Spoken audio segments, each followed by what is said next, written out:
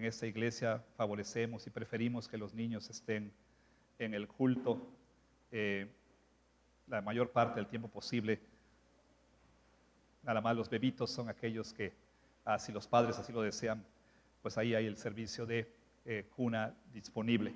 Bien, le voy a pedir entonces, por favor, que abra su Biblia en Juan capítulo 12, la segunda lectura del día de hoy.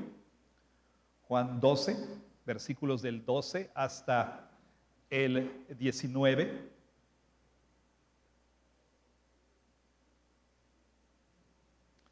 Esta es la versión de Juan de lo que ahora se conoce como la entrada triunfal de Jesús a Jerusalén en el llamado Domingo de Ramos o Domingo de Palmas. Interesantemente, este es uno de los sucesos en la vida y ministerio de nuestro Señor Jesús que todos los cuatro evangelistas registran, los cuatro escritores de los evangelios registran. Y esto, por supuesto, nos llama la atención. Esto de alguna manera comunica la importancia de este suceso, de este evento para los escritores del evangelio y por supuesto para el Espíritu Santo, quien fue quien inspiró a estos escritores humanos a registrar lo ocurrido en ese día sin error alguno. Tenemos cuatro diferentes perspectivas del mismo suceso. El día de hoy nos enfocamos nuestra atención en la versión de Juan de lo que ocurrió en el llamado Domingo de Ramos. Nada más dicho sea de paso, hay quienes afirman, y hay toda una discusión al respecto, de que posiblemente Juan se basó en alguno de los evangelios conocidos como los evangelios sinópticos. ¿Cuáles son? Mateo, Marcos y Lucas. ¿Por qué se les llama sinópticos? Porque son muy parecidos en su estructura narrativa, a diferencia de Juan. Juan es un evangelio bastante diferente. Y hay toda una discusión entre los estudiosos del Nuevo Testamento sobre si Juan se basó en el Evangelio de Marcos para su versión. Bueno, no lo sabemos con exactitud, pero ahí está esa discusión. Vamos a rogar entonces al Señor que nos permita entonces comprender, entender, recibir y creer el testimonio de Juan acerca de lo que ocurrió en ese día. Y voy a permitirme dar lectura una vez más a este pasaje, Juan 12, del 12 hasta el 19, en la versión Reina Valera 1960. La palabra de Dios dice así: el siguiente día, grandes multitudes que habían venido a la fiesta, al oír que Jesús venía a Jerusalén, tomaron ramas de palmera y salieron a recibirle y clamaban: Hosana, bendito el que viene en el nombre del Señor, el Rey de Israel. Y halló Jesús un asnillo y montó sobre él, como está escrito: no temas, hija de Sión, he aquí tu rey viene montado sobre un pollino de asna. Estas cosas no las entendieron sus discípulos al principio.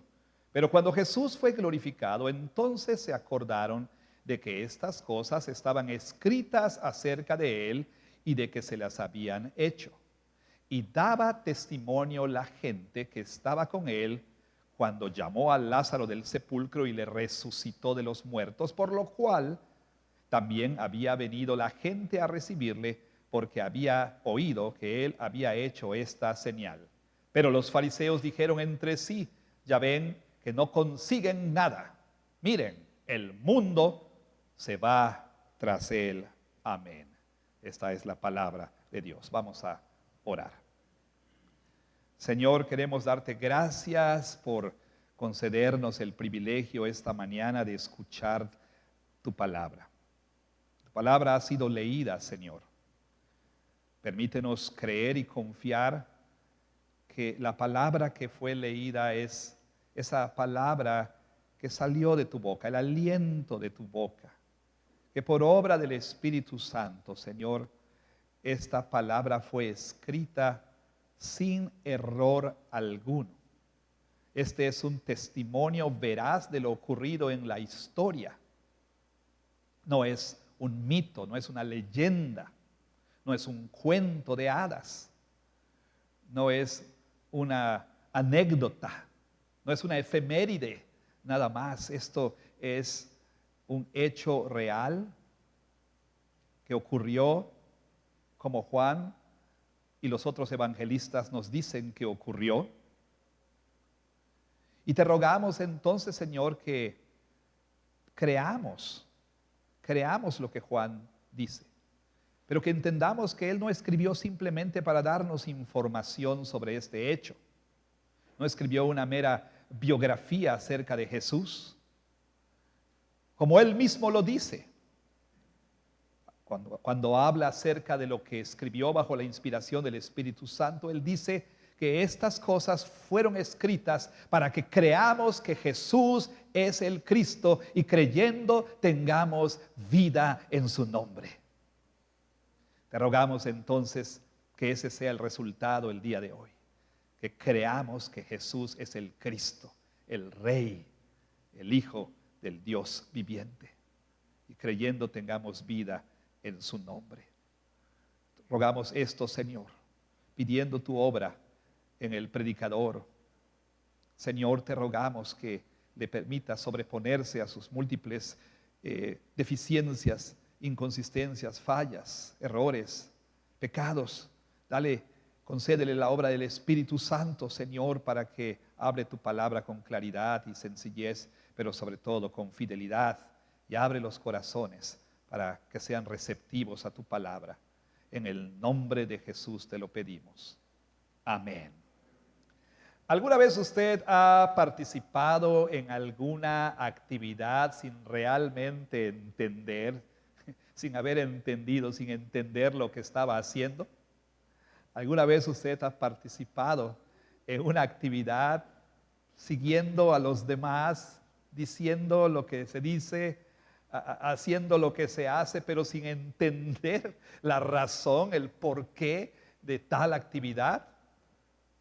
Yo sí, probablemente usted también. Quizá hemos ido a algún lugar y en ese lugar pues hay cierta costumbre y entonces vemos a la gente realizar acciones o decir palabras o tener conductas y pues como dice el dicho, ¿no? A la tierra que fueres, pues haz lo que vieres, ¿no es cierto? Y eso le pasó precisamente a un pastor que fue invitado a predicar en una iglesia. Y por supuesto, cuando uno es invitado a predicar en una iglesia, uno llega temprano pues para participar en todo el culto. Y ahí pues se fue recibido por el pastor local, se sentaron ahí en el lugar designado y empezó el culto. Y en cierto momento del culto, cuando como aquí esa congregación confesaba la fe, afirmaba o reafirmaba la fe, pues todos se pusieron de pie para confesar su fe mediante el credo apostólico.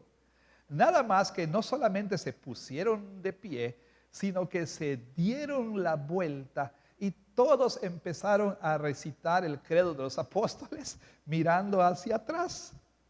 Bueno, a este pastor invitado le pareció extraño que la gente hiciera tal cosa, que en el momento de confesar la fe se pusieran de pie y se dieran la vuelta para recitar el credo viendo hacia atrás. Pero una vez más, no es cierto, a la tierra que fueres, pues haz lo que vieres. Le pareció extraño, pero se unió a los demás en la confesión de fe de esa manera. Bueno, llegó el momento para la predicación, predicó, terminó el culto, pero él todavía tenía la duda y se acercó al pastor para preguntarle: oiga, pastor, tengo una duda, al pastor local. Mire, cuando recitamos el credo me llamó la atención de que pues todos se pusieron de pie y se dieron la vuelta y así mirando hacia atrás todos recitaron el credo. Oiga, ¿por qué así, pastor? Y el pastor le dijo: mire, lo que sucede es esto.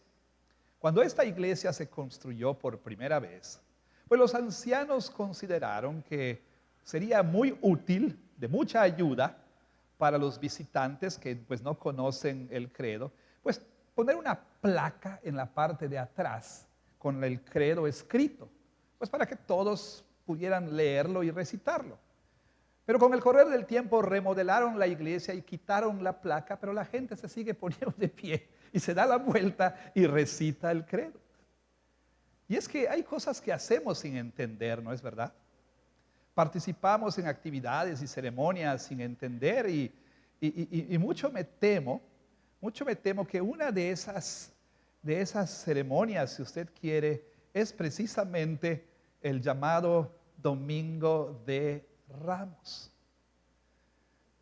Tristemente, culturalmente hablando, cada vez menos personas entienden el significado de este día. Peor aún, cada vez menos personas saben lo que ocurrió en este día. Al volverse el mundo un mundo cada vez más post-cristiano, sobre todo en el occidente del mundo, pues todas estas cosas empiezan a quedar como un recuerdo de una vieja religión. Las nuevas generaciones que se están levantando en gran parte del occidente del mundo, niños y adolescentes, muchos de ellos no tienen absolutamente ninguna idea de lo que es el cristianismo. Pero bueno, realmente lo que más, digámoslo así, nos preocupa es que aún muchos cristianos no entienden el significado de este día. Como decía, a veces participamos en ceremonias rutinariamente, mecánicamente, pues por costumbre, porque siempre lo hemos hecho así, pero realmente no entendemos qué es lo que estamos haciendo. Y por ejemplo, ¿no? Es una muy bonita costumbre, no hay nada prescrito en las escrituras, pero es una muy bonita costumbre que el día de hoy los niños nos recuerden con palmitas en las manos la entrada triunfal. Eso es muy bonito, la verdad, de manera visible podemos recordar esos momentos en los que Jesús entró a Jerusalén. Pero hay una costumbre que llama mucho la atención, una costumbre que se da sobre todo en nuestro contexto pues local. Me refiero a la costumbre de vestir de blanco. ¿Por qué venimos de blanco el día llamado Domingo de Ramos? ¿Alguien sabe la respuesta? Alguna vez he hecho esta pregunta y hasta el día de hoy nadie me ha podido dar una respuesta satisfactoria del por qué venimos de blanco en Domingo de Ramos. ¿Usted sabe? Si lo sabe, por favor, hágamelo saber. Pero estoy seguro que muchos de nosotros a lo largo del tiempo, pues hemos crecido, los que crecimos en la iglesia, sabiendo que Domingo de Ramos venimos de blanco, ¿sí? Venimos de blanco. Verá usted, en otros lugares la costumbre realmente es vestir de rojo, ¿sí? De rojo, no de blanco. ¿Alguien sabe por qué venimos de blanco? Exacto, nadie. Pero venimos de blanco. Es una de esas cosas que hacemos sin entender, sin saber el por qué. Simplemente, bueno, pues dijeron que los niños vayan de blanco y aún los papás vienen de blanco y venimos de blanco. ¿Y por qué venimos de blanco? Quién sabe, pero venimos de blanco. Bueno, si usted entonces en este día no está muy seguro del porqué, no está seguro del porqué de la celebración, del significado de esta celebración, pues en un sentido no se sienta mal, porque ni aun los propios discípulos que presenciaron los eventos en vivo, que fueron testigos oculares y partícipes de lo que sucedió, Juan mismo nos dice, Juan mismo confiesa en su propio relato, los discípulos, dice, al principio no entendieron lo que estaba sucediendo. Los discípulos no entendieron. Y al considerar una vez más el relato de la entrada triunfal en la versión de Juan, Pues vamos a ser nosotros también confrontados con esa pregunta. ¿Realmente entendemos el significado del Domingo de Ramos? ¿Entendemos las implicaciones de lo que ocurrió allí para nuestras vidas? Realmente usted y yo entendemos el porqué de las acciones de Jesús en ese día. Esas son buenas preguntas, creo yo, que debemos nosotros considerar al escuchar esta exposición de lo que Juan nos dice, verazmente, por cierto, ocurrió en ese día. Vayamos a la escritura y vamos a tener un poquito de contexto primero que nada. Vea usted, por favor, que Juan comienza su relato diciéndonos lo siguiente, el siguiente día. Esto, pues presumiblemente coloca, si hacemos nosotros un repaso de la cronología de los eventos, consultando los 4 evangelios, pues esta referencia coloca lo ocurrido en el llamado domingo de Ramos, el primer día de la semana. Al siguiente día. Anteriormente, el día anterior había ocurrido, 2 eventos significativos ocurrieron, aunque hay algunas diferencias con respecto a los detalles en los relatos, pero nos dice Juan en el capítulo 12, Juan nos habla del regreso de Jesús a Betania, a casa de sus muy queridos amigos, ¿sí? Lázaro y sus hermanas, ¿sí? Él había estado ahí con ellos para un momento de intimidad, de convivencia, de comunión. Y es cuando sucede el ungimiento de Jesús, cuando derraman sobre él ese perfume tan costoso. Usted recordará quizá. Jesús recientemente había resucitado a Lázaro de los muertos. Y esa fue una señal de grandísimo impacto para la gente que presenció el evento y aún para aquellos que escucharon acerca de la resurrección de Lázaro.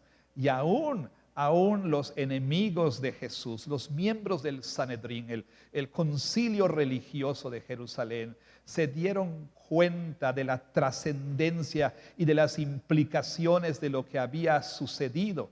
De tal manera que ellos dijeron entre sí, que no solamente Jesús debía morir, pero también ellos pensaban que debían dar muerte a Lázaro, porque Lázaro era la prueba viviente de que Jesús era quien decía que él era. Y entonces todo eso ocurrió anteriormente a la entrada triunfal. De hecho, Juan también nos narra precisamente ese complot en contra de Lázaro. Entonces nos dice Juan que en ese día, al día siguiente de lo ocurrido, grandes multitudes que habían venido a la fiesta. Dice, no sabemos cuánta gente, pero lo que sí sabemos es que los judíos, los israelitas, tenían todos que peregrinar a la ciudad de Jerusalén en ciertas ocasiones especiales. Y la más importante de ellas era, por supuesto, la celebración de la Pascua. Habían venido a esta fiesta y los asistentes, abarrotaban las calles, las carreteras, y por supuesto, peregrinando hacia Jerusalén. Mucho más gente que la que abarrota la carretera Mérida Progreso en vacaciones o en días festivos y feriados. No sabemos exactamente cuánta gente, pero el historiador judío Eusebio comenta acerca de una Pascua ocurrida antes de la guerra judía contra los romanos, años 66 al 70 más o menos. Eusebio dice que a esa Pascua llegaron aproximadamente 2.700.000 personas, sin contar a los extranjeros. O sea, imagínese usted, ¿sí? Imagínese, mucha más gente en la ciudad que en el periférico de Mérida. Mucha gente abarrotando la ciudad. Y nos dice entonces Juan que estas personas que habían venido a la fiesta oyeron que Jesús venía a Jerusalén. Jesús se desplaza de Betania hacia Jerusalén. Por supuesto, es acompañado también por otras multitudes y, claro, por sus discípulos. Pero cuando se estaba acercando a la ciudad de Jerusalén, los que ya estaban ahí o los que estaban, por supuesto, ya llegando a Jerusalén, al oír que Jesús venía a Jerusalén, note por favor versículo 13, tomaron ramas de palmera y salieron a recibirle. Ahora, por supuesto, nosotros estamos acostumbrados a escuchar acerca de las palmas en Domingo de Palmas o en Domingo de Ramos, como le solemos llamar. Quizá le llaman ramos por referencias a unas cosas que se llaman lulab ahí entre los hebreos, unas ramitas que se hacían. Pero bueno, aquí se nos dice que realmente la gente, cuando oyó que Jesús venía, fueron y cortaron palmas. Ahora, cuando oímos palmas, pues a lo mejor pensamos en lo que se conoce aquí en Yucatán como palma real o como pues palmera, las que dan cocos, ¿verdad? Pero no esa clase de palmas de las plantas de los árboles de dátiles, ¿sí? Abundantes en Jerusalén. Ahora, lo interesante de esto es que no hay nada en ningún lugar, absolutamente en ningún lugar en el Antiguo Testamento en que se prescribiera esta acción para celebrar la Pascua. En ningún momento se dice en el Antiguo Testamento que los israelitas debían acompañar su celebración precisamente tomando ramas, o sea, palmeras y agitándolas en el aire. Esto se hacía en otra festividad de los judíos, la llamada fiesta de los tabernáculos. Ahí es cuando tomaban ramas y celebraban de esa manera, pero no en la Pascua. ¿Cómo es entonces que estas personas hicieron tal cosa? ¿Fue una novedad? Realmente no. ¿Fue una ocurrencia del momento? ¿A alguien se le ocurrió y todo el mundo entonces le siguió, verdad? Esas modas que de pronto hay, ¿verdad? La acción de alguien hace algo y todos lo siguen. ¿Se acuerdan en pandemia? Cuando empezó la fiebre por el papel de baño, que todo el mundo iba a comprar papel de baño y nadie supo por qué, pero bueno, fue algo que las demás personas empezaron a imitar sin razón alguna. No, hay un porqué, realmente hay un porqué. Fíjese usted que 2 siglos antes más o menos, en la historia de Israel, ocurrió un suceso significativo. Durante el llamado período intertestamentario, es decir, el período entre los 2 testamentos, entre Malaquías y Mateo, ¿sí? Unos 400 años más o menos, diferentes imperios y reinos conquistaron, subyugaron y oprimieron a la nación de Israel. Y entre los reinos que hicieron tal cosa estaba Siria. Y no solamente los sirios vinieron, sino que desecraron el templo, ¿sí? Sacrificando un cerdo. A un Antíoco Epífanes fue infame, ¿no? Famoso, pero realmente infame por haber hecho tal cosa, una afrenta tremenda para los judíos, ¿sí? No solamente una afrenta cultural, sino eso fue una blasfemia de la peor clase para los judíos. Entonces hubo una revuelta, la que se narra en los libros apócrifos o del segundo canon, como se conoce en la Iglesia Católica Romana, los deuterocanónicos, en los libros de los macabeos, la guerra de los macabeos. Y 2 de ellos, ¿verdad? Judas Macabeo y Simón el Macabeo, pues llegaron a ser héroes nacionales. Ellos derrotaron ahí a los sirios y liberaron, por supuesto, echando fuera a los sirios, liberaron Jerusalén. Y para celebrar la victoria, pues ¿qué cree? Hubo una especie de desfile y la gente tomó palmas para celebrar la victoria, para recibir a sus héroes. Y desde entonces las palmas se convirtieron en una especie de símbolo nacional, por no decir nacionalista. De tal modo que, por ejemplo, cuando se dio la guerra en contra de los romanos, ahí más o menos por el año 66 después de Cristo, los judíos en su rebelión, los israelitas acuñaron unas monedas. ¿Y qué cree que pusieron en una de las caras de la moneda? Palmas, ¿verdad? Palmas. ¿Como símbolo de qué? Símbolo del nacionalismo y de la liberación, etcétera. Claro, los romanos derrotaron a los israelitas y también acuñaron monedas quizá conmemorativas, no lo sé. ¿Y qué cree que pusieron en una de las caras? Pues una palma siendo destruida, ¿no? O sea, es su manera de contrarrestar, ahí nos dicen los historiadores. Bueno, pero el punto es que la gente tomó esas palmas, ¿sí? En ese momento.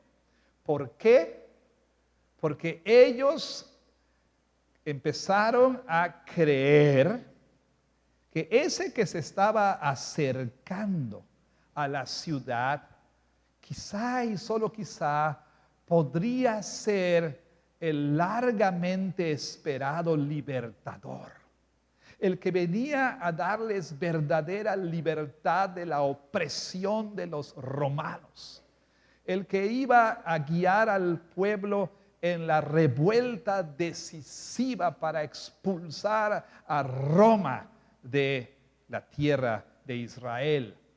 Ahora usted tendrá que entender que durante el período intertestamentario, la esperanza mesiánica de Israel, la cual encontramos, por supuesto, desde Génesis 3:15, con el primer anuncio de la venida del Redentor, y a lo largo de todo el Antiguo Testamento, esa esperanza mesiánica en el período intertestamentario empezó a adquirir un carácter nacionalista, empezó a entenderse en términos meramente geopolíticos. O sea, poco a poco en la mentalidad judía, el Mesías se fue transformando en una especie de libertador militar, un conquistador, un guerrero que venía a traer libertad. Para el primer siglo, para el tiempo de Jesús, esa era la idea dominante entre los judíos. Y entonces cuando Jesús se acercaba, ellos empezaron a entender, ahora sí, ¿no? Viene nuestro libertador, y toman esas palmas. Pero no nada más tomaron las palmas, sino que acompañaron su acción con un cántico. Note usted aquí, versículo 13, y clamaban, Hosana, bendito el que viene en el nombre del Señor, el Rey de Israel. Ahora, este cántico era un cántico, un salmo que se cantaba en esa época. Así como nosotros cantamos Noche de Paz en Navidad o Gozo del Mundo, ¿verdad? Cantamos esos himnos, y cuando alguien oye Noche de Paz, inmediatamente sabe a qué se refiere. Cuando alguien oye Gozo del Mundo, inmediatamente sabe a qué se refiere. Bueno, en ese tiempo se cantaban, los peregrinos cantaban los llamados salmos Halel, que son el Salmo 113 a Salmo 118. Todos se llaman Halel porque comienzan con Haleluya, ¿no? ¿Qué quiere decir? Alabemos al Señor, alabemos a Jehová, ¿no? Alabemos a Yahweh, ¿sí? Haleluya, ¿no? A nosotros alabemos al Señor. Todos los salmos de 113 a 118 comienzan así. Y este es el 118.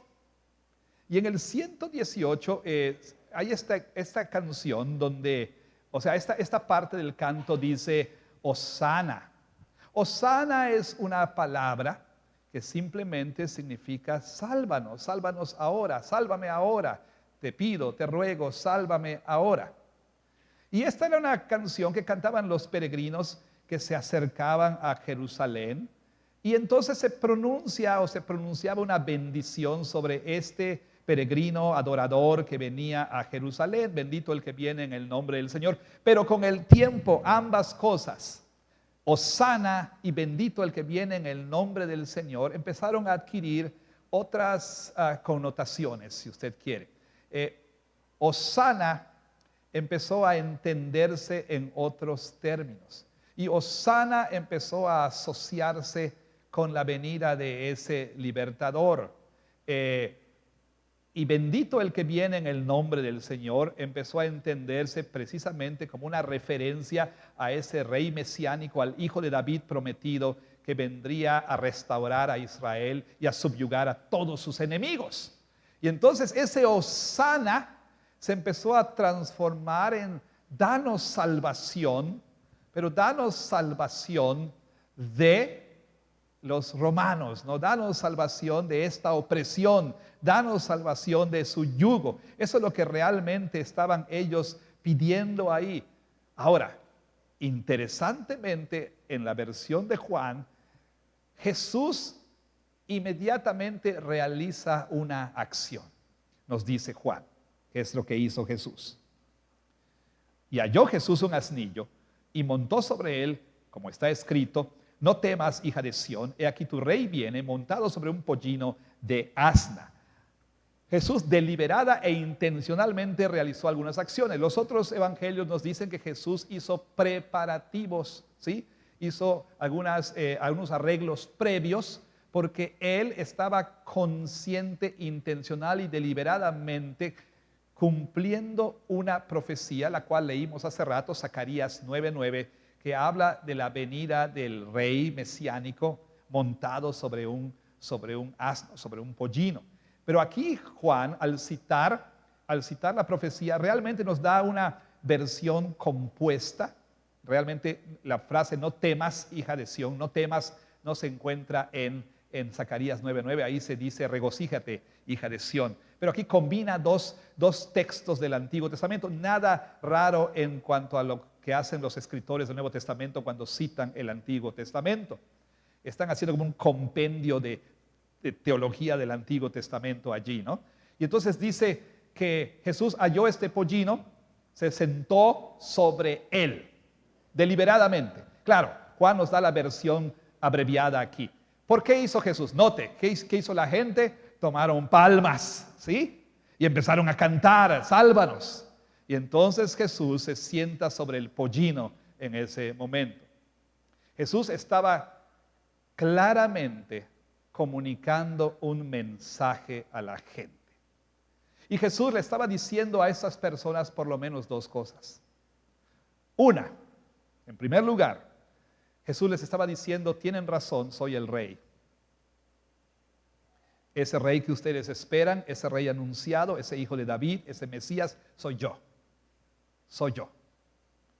No era nada extraño que los reyes montaran sobre asnos, pero lo hacían en tiempo de paz, ¿sí? Ningún rey iba a ir a la guerra sentado sobre un burrito, ¿verdad? Imagínense. No. Los reyes entraban desfilando a veces montados sobre su mula real, su asno real. O sea, no había nada de extraño en eso. Y Jesús ciertamente comunica: soy el rey. Recuerden que la gente estaba diciendo: bendito el que viene en el nombre del Señor, el rey de Israel. Y Jesús cumple la profecía deliberadamente de Zacarías, que dice: aquí tu rey viene. Y Jesús le estaba diciendo a la gente: ciertamente aquí tu rey viene. Pero en segundo lugar, Jesús deliberadamente tomó el asnillo para decirles: si bien tienen razón en llamarme el rey, en decir que soy el Mesías, que soy el hijo de David, si bien eso es cierto, al mismo tiempo, sin embargo, ustedes tienen que entender que no soy esa clase de rey que ustedes están esperando. Yo no vengo a hacer lo que ustedes piensan, creen y desean que yo haga. Yo no vine a cumplir esas expectativas nacionalistas que ustedes tienen. Yo no vine a darles salvación de los romanos. Yo no vine a liberarles del yugo opresor de César. Yo no vine a darles salvación terrenal. Yo no vine a solucionar esos problemas. Yo no vengo a iniciar una revuelta. Entro a Jerusalén como el rey, pero como el rey de paz. Yo vengo a conquistar, sí, pero vengo a conquistar siendo conquistado. Vengo a triunfar, entre comillas, ¿verdad? Vengo a triunfar siendo, comillas, derrotado. Vengo a conquistar, comillas, conquistado. Vengo a establecer mi reino, no por la fuerza, no guiando una revuelta. Vengo a establecer mi reino por medio de una cruz. Vengo a salvarles por medio de una cruz, porque yo vine a darles salvación, una salvación más profunda, una salvación más necesaria. Ciertamente tienen problemas de opresión, tienen problemas de pobreza, tienen problemas de altísimos impuestos, tienen problemas de la ocupación del cruel romano, sufren toda clase de vejaciones, sufren vergüenza, su orgullo ha sido pisoteado. Ciertamente ustedes sufren toda clase de cosas, pero yo vine a salvarles de algo mucho peor. Vine a salvarles del pecado. Vine a salvarles de la culpa del pecado. Vine a salvarles de la condenación del pecado. Vine a salvarles del dominio del pecado. Vine a salvarles de la pena del pecado. A eso vine. Yo vengo este día, entro a Jerusalén, no para tomar el poder, sino vengo para dirigirme al Calvario. Eso es lo que Jesús estaba diciendo. Pero ¿sabe qué? La gente, y particularmente, no entendía. Había varios grupos allí. Estaban algunos, nos dice Juan, que habían visto lo que Jesús hizo con respecto a Lázaro y presumiblemente creyeron en Jesús. Y estos inmediatamente se convirtieron en evangelistas, porque el mismo Juan nos dice aquí en su relato, vean ustedes, versículo 17, daba testimonio a la gente que estaba con él cuando llamó a Lázaro del sepulcro y le resucitó de los muertos. Pero también había venido mucha gente intrigada, o por lo menos sintiendo curiosidad con respecto a Jesucristo. Mucha gente que oyó lo que Jesús había hecho, vino ese día, y por supuesto estaban ahí los enemigos, los fariseos. Ellos en su frustración, al haber intentado muchas cosas, vieron cómo la popularidad de Jesús seguía creciendo, y para ellos era una amenaza a Jesucristo y tenían que darle muerte. Y ahora no solamente a Jesús, sino también a Lázaro, ¿sí? Tenían que darle muerte. Ellos mismos dicen, miren, no conseguimos nada, todo el mundo va tras él. Una hipérbole, por supuesto, una exageración, por supuesto, pero sin saberlo, estaban diciendo más de lo que quisieron decir, porque literalmente el día de hoy, gente de todo el mundo sigue a nuestro Señor Jesucristo. Ahora, todos ellos estaban ahí, pero entre todas las personas que se encontraban ahí estaban los discípulos. Y Juan nos dice en el versículo 16, estas cosas no las entendieron sus discípulos al principio. Ellos vieron lo que Jesús hizo en respuesta a los vítores de la gente. Vieron las acciones de Jesús. Ellos mismos participaron. Sí, fueron por el pollino. Ellos también pusieron animados, ¿verdad? Pusieron mantos en el camino y cortaron ramas y quizá fueron contagiados, ¿verdad? Por el ánimo, la alegría de la gente, y ellos mismos quizás se sintieron que ya había llegado ese momento. Después de todo, usted recuerda que cuando iban a Jerusalén, su preocupación era ¿qué? ¿Quién se va a sentar a tu derecha y a tu izquierda? ¿No? Ellos pensaban, vamos a Jerusalén, Jesús va a tomar el trono y vamos a reinar con él. Y entonces empezó aquello de que, pues yo quiero estar a la derecha, yo quiero estar a la izquierda, y quién va a ser el mayor. Y cuando estaban en camino a Jerusalén, quizá usted recuerda que cuando los samaritanos no les permitieron pasar por su territorio, ellos dijeron, Jesús, pedimos un adelanto de los fuegos artificiales, oramos para que caiga fuego sobre ellos. O sea, ellos ya se veían. Puede usted imaginarse a Juan, a Pedro, puede imaginarse a Mateo, ya me vi sobre un trono. Ellos pensaban quizá había llegado ese momento. Bueno, lo que sabemos, todo eso quizá es especulación, pero lo que sabemos es que el mismo Juan confiesa y dice, no nos cayó el 20, no entendíamos, sino hasta, dice él, ¿cuándo? Dice versículo 16.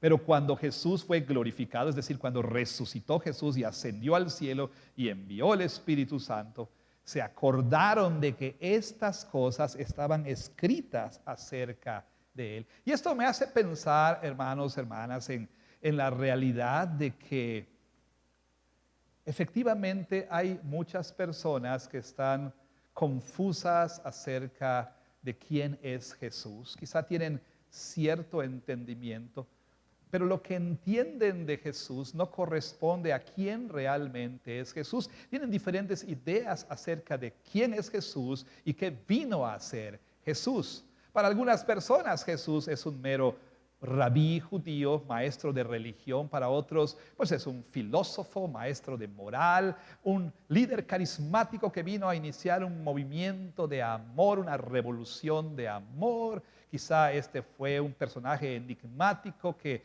fue al Tíbet para aprender trucos y magia tibetana, ¿no? Para hacer algunos milagros. Y muchas personas tienen diferentes ideas acerca de quién es Jesús. Para algunos Jesús es una especie de paño de lágrimas, es el terapeuta personal, aquel que simplemente está allí para darnos consuelo cuando nos sentimos tristes. Para otros Jesús de facto es aquel, pues Alfred como el de Batman, ¿no? Aquel que pues le pedimos que haga cosas por nosotros. Y así por el estilo tenemos diferentes ideas acerca de quién es Jesús. Noten, los discípulos, y es posible que la gente en la iglesia también tenga ideas equivocadas, incorrectas, imprecisas acerca de quién es Jesucristo. Fíjese usted que estudios recientes realizados entre gente que profesa ser cristiano evangélico, gente que profesan ser cristianos evangélicos, pues es lo que quiero decir, un alto porcentaje de ellos, aún confesándose, aún afirmando ser cristianos evangélicos, un alto porcentaje, un creciente número de personas dentro de la iglesia no cree que Jesús es Dios. Fue todo menos Dios. Y usted dirá, no puede ser cierto. Es cierto, así es, por supuesto. Quizá ninguno de nosotros aquí tengamos esa idea, quizás sí, no lo sabemos, pero ahí está, personas confusas, personas que no entienden, personas que ahí en la multitud, en el evento, no entendieron. Había personas curiosas, personas que habían escuchado acerca del milagro que Jesús hizo. Y a lo mejor está usted aquí en el día de hoy por curiosidad tal vez. Ha oído que este Jesús, pues este Jesús, he oído que personas dicen cambia las vidas, o he oído a alguien que dice que la religión le funcionó y que pues le oró a Dios y sanó su familiar. He oído que pues este Jesús, que si uno le ora, pues las cosas como que mejoran. Y a lo mejor hay algo de curiosidad ahí con respecto a Jesús. También en ese momento había gente hostil hacia Cristo Jesús. Ninguno aquí quizá es abiertamente hostil a Cristo. Nadie está aquí confabulando, ¿verdad? Abiertamente. No, pero en lo profundo de su corazón hay este rechazo, digamos así como que agresivo, pasivo, ¿no? Se sienta usted en la iglesia respetuosamente, pero en su corazón rechaza la palabra de Jesús. No quiere a Jesús. Jesús es una amenaza para usted. O a lo mejor usted es familiar de algún creyente aquí, ¿no? Esposo tal vez, esposa, qué sé yo. Y como que ve cómo Jesús le está arrebatando a su cónyuge, ¿verdad? Y usted siente esa hostilidad hacia Cristo porque Jesús está llegando a ser primero en la vida de mi cónyuge y eso no me gusta y entonces tengo que hacer algo al respecto, ¿no? No lo sé, puede haber diferentes actitudes hostiles, de hostilidad hacia Jesús. Y por supuesto, regresando al punto para ir concluyendo ya.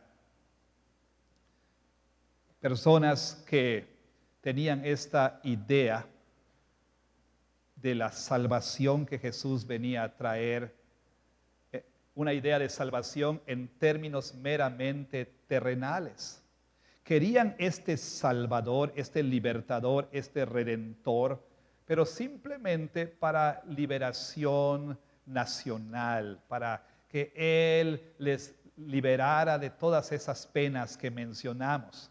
Y entonces me pregunto si acaso aquí entre nosotros, alguno de nosotros tiene esa idea acerca de Jesús. Y me pregunto si alguno de nosotros aquí tiene esas expectativas acerca de Jesús.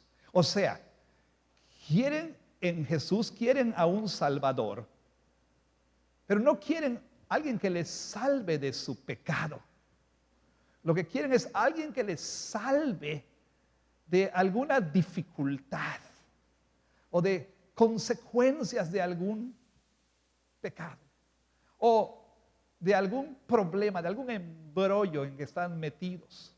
A lo mejor en Jesús quieren a un Salvador de la enfermedad y lo que les mueve a estar siguiéndole y levantando sus palmitas y diciendo hosanas es sálvame ahora, Señor, sálvame de esta enfermedad. O están metidos en problemas económicos y levantan su palmita y cantan sus hosanas diciendo, Señor, si me sacas de ese lío, te prometo que te voy a seguir. O quieren que les salve de algún problema familiar, conyugal, laboral, estudiantil, sentimental. Quieren alguien que les salve de la soltería, alguien que les salve de la soledad, alguien que les salve. O sea, en fin, ven en Jesús esa clase de Salvador. Pero Jesús nos dice, montándose en el pollino, yo no soy esa clase de Salvador. Yo no vine a salvarte ahora de esas cosas. Yo vine a salvarte de lo que más necesitas. Vine a salvarte de la ira de Dios en contra de tus pecados. Vine a salvarte del juicio venidero. Vine a salvarte de la condenación eterna. Vine a salvarte de la segunda muerte, el infierno, el lago de fuego. Y vine a salvarte de todas estas cosas yendo a esa cruz. A eso vine. Ahora no necesariamente te voy a salvar de lo que quieres que yo te salve. Pero algún día voy a regresar.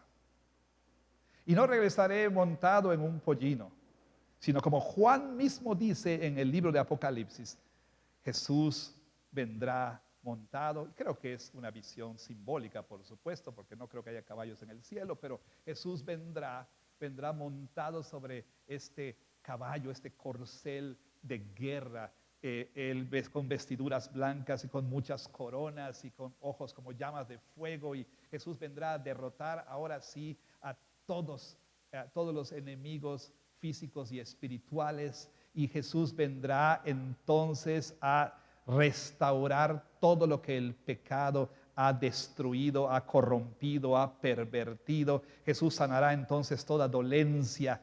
Jesús solucionará entonces todos los problemas. No habrá más maldad, no habrá más dolor, no habrá más muerte, no habrá más conflictos, no habrá más soledad, no habrá más cáncer, no habrá más, bueno, podemos seguir y seguir y seguir.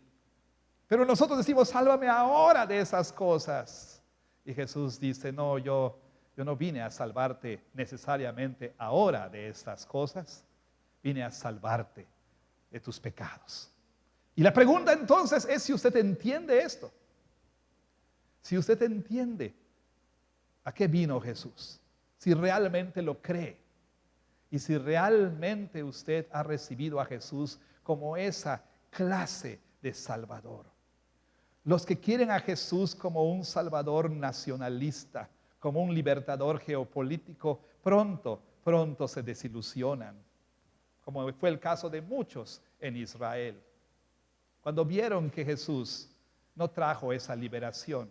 Las personas que vienen a la iglesia esperando que Jesús les salve de todas esas cosas, cuando ven que eso no ocurre, pues se van decepcionados, frustrados, desilusionados, porque Jesús no cumplió sus expectativas.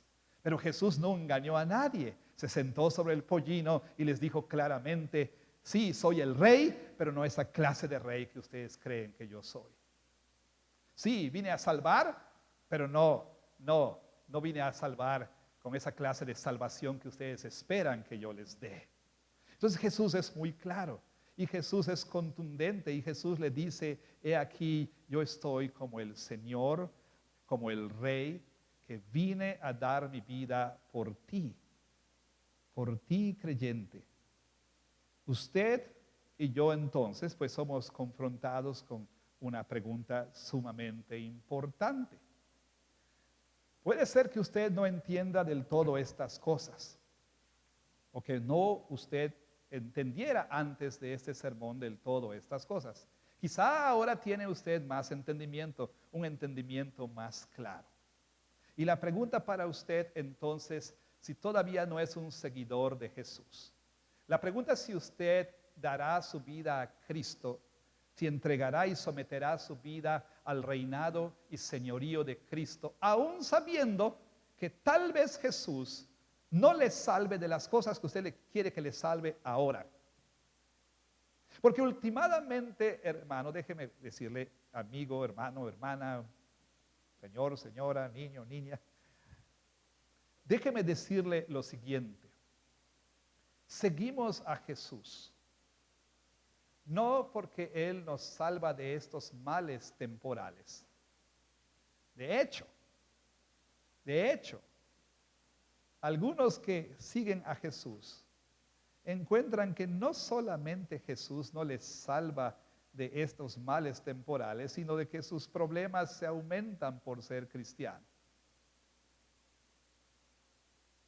La familia se les opone, lo despiden del trabajo, son perseguidos por sus propios familiares en sus países, en fin. Seguir a Jesús no quiere decir que voy a ser salvo de complicaciones en esta vida. Seguimos a Jesús no porque nos salva de esas cosas, sino por quién es Él. Porque Él es la verdad, porque Él es el Rey, porque Él es el Señor, el Hijo de Dios. Por eso le seguimos. Pero el que realmente cree en Jesús, aunque no sea salvo de estas cosas, tiene paz, porque Jesús le salva del problema más grande, que es la ira de Dios en contra de su pecado. Entonces, usted ha escuchado esto y la pregunta es si usted va a entregar su vida a Cristo. Y la otra pregunta es para nosotros los seguidores de Jesús. Hermanos, también nosotros quizá como discípulos de Cristo, quizá hay algunas cosas que hay que corregir en nuestro pensamiento acerca de Jesús. Quizá también nosotros tenemos que meditar y reflexionar con respecto a nuestras razones, a nuestras expectativas para ser discípulos de Cristo Jesús. Quizá usted y yo tenemos que arrepentirnos de ideas equivocadas acerca de quién es Jesús. Así que el llamado es a todos nosotros a abrazar al verdadero Rey, a creer en el verdadero Rey, a postrarnos ante el verdadero Rey, Jesucristo, así como Él es revelado en las Escrituras. Y de manera entonces que no se diga en nosotros que no entendieron. Los apóstoles, los discípulos de Jesús, al principio no entendieron, pero sabe, por obra del Espíritu Santo, más adelante ellos fueron capaces, se acordaron de que habían leído en las Escrituras. El Espíritu abrió sus ojos y entendieron. Y oro que también nosotros, por el ministerio del Espíritu Santo, entendamos que Jesús es el Rey y entendamos qué clase de Rey es Él. Que Dios bendiga su palabra.